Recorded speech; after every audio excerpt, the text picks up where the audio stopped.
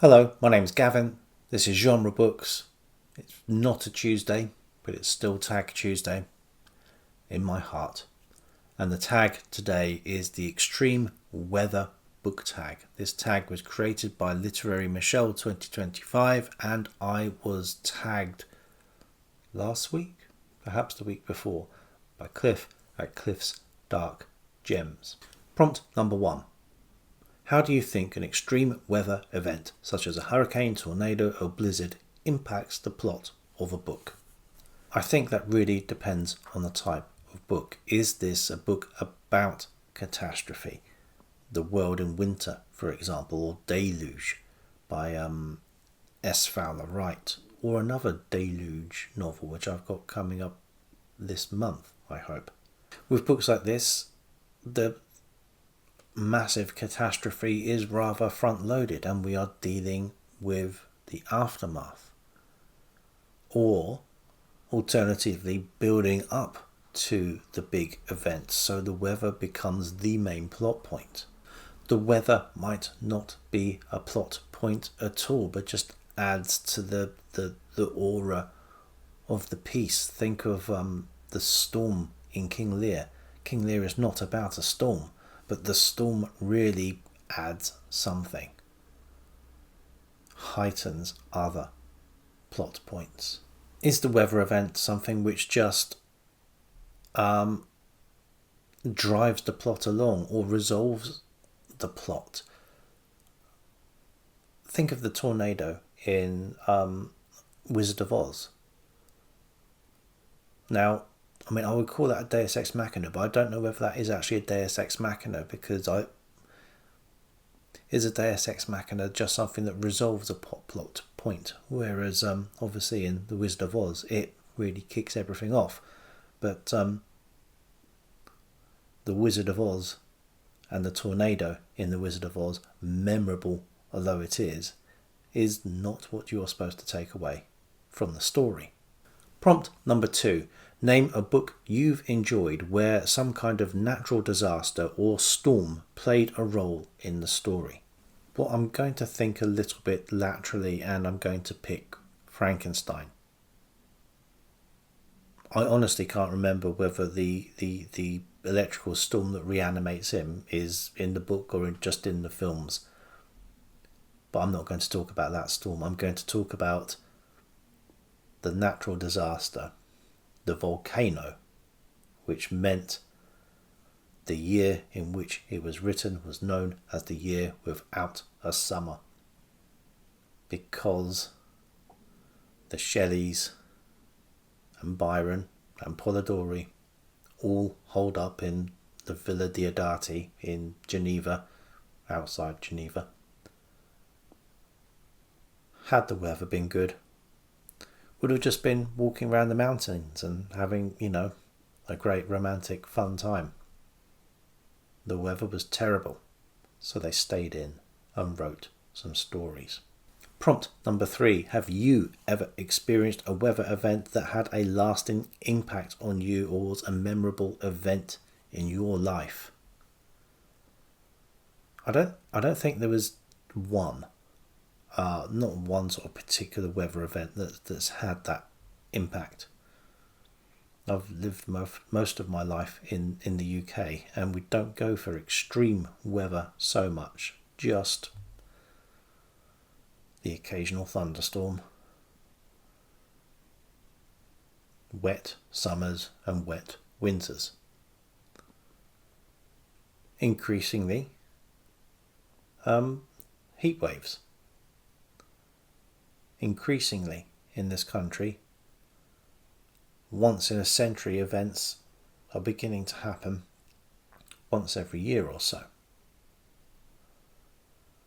One heat wave that sticks in the mind is possibly the one during the first lockdown for COVID. One of the most prolonged periods of good weather I can think of, at a time when we were told you had to stay indoors. I can understand why dogs get so excited to go for a walk when we were only allowed out for 1 hour a day. So yes, that one sticks in the mind, although I'll venture to suggest it's not the weather that was the biggest factor in making that time memorable. Prompt number 4. What is your favourite type of book to curl up with while a storm is raging outside? Thriller, romance, memoir? I think horror in a thunderstorm can be good, but choosing a flood book during rain or a drought book during a heat wave, or a book about encroaching ice during a cold snap can be fun. It allows, that extra level of diegesis. Prompt number 5. Name a book character you've enjoyed who has had to overcome or endure a weather-related hardship. I think I want to choose a character who actively ended up embracing, so not so much overcoming, I think more succumbing to the extreme weather, and that is Dr. Charles Ransom from J.G. Ballard's The Drowned World. At the beginning of Heart of Darkness, Joseph Conrad, through his character, tells us about London, that this has also been one of the dark places of the world. And The Drowned World recreates that, brings that back. London has been abandoned. London is flooded. Most of the capital, other than the few top floors of the highest buildings, are submerged between the risen tide waters. The heat on Earth has increased and increased. The polar caps have melted, and the devastation, which is coming, has been wrought. And instead of battling against it, the main character ends up not wanting to flee north to where it might be a little cooler, but heads directly south, embraces the doom which is coming. Prompt number 6. If you were told to evacuate your home, which 3 books are in your go bag?